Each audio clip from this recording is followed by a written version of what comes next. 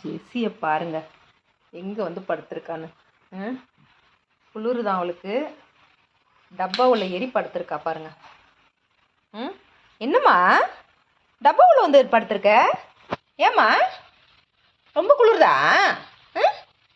குளிர்தாடி? லேசாக மழை பெஞ்சா குளிர்ச்சுனா என்ன பண்ணுறது உன்னை சொல்லு. நல்லா அழகாக டப்பாவில் ஏறி எப்படி ஏறின நீ? அழகாக உள்ளே ஏறி வசதியாக உட்காந்துருக்க நல்லா.